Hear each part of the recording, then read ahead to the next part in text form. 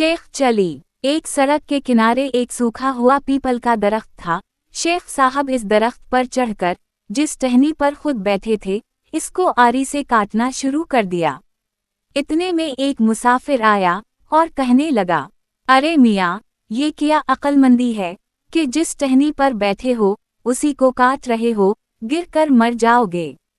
शेख साहब ने कहा, जाओ अपना रास्ता लो, मैं तुम जैसे बेवकूफ़ की नसीहत को हरगज़ ना मानूंगा। राहगुज़र सुनकर चला गया।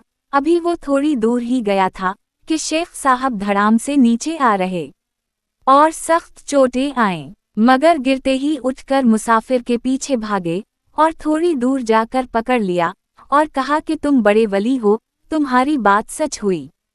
तुम तो गैब का इल्म जानते हो, मेहरबानी करके सिर्फ इतना बता दो कि मैंने किस दिन मरना है।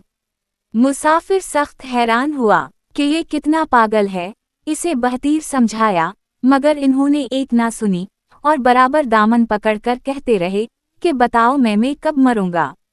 आखिर पल्ला छुड़ाने के लिए उसने कहा कि जा तो परसों मर जाएगा।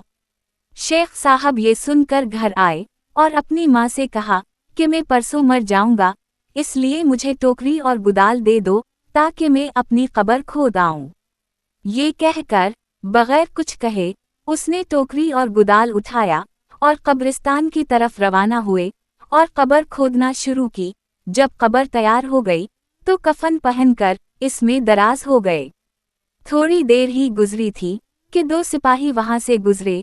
एक के पास घी का कनस्तर था और वो आपस में बातें करने लगे कि अगर कोई आदमी मिल जाए तो ये कनस्तर से अठवा लें ताकि हमें तकलीफ ना हो।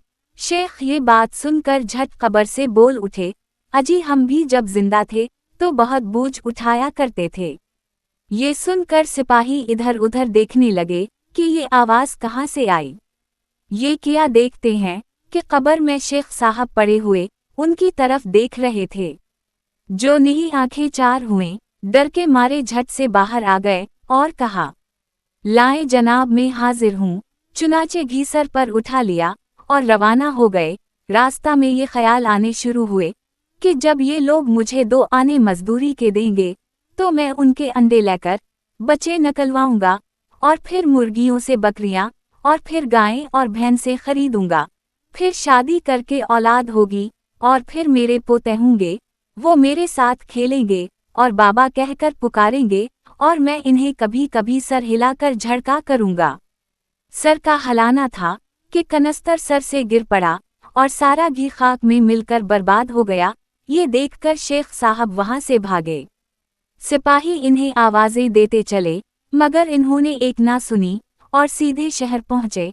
जुमा का दिन था और मौलवी साहब खुतबा सुना रहे थे कि जब इंसान मर जाता है तो उसके पास 2 फरिश्ते मुनकर नकीर आते हैं। वो मरदे से सवाल करते हैं।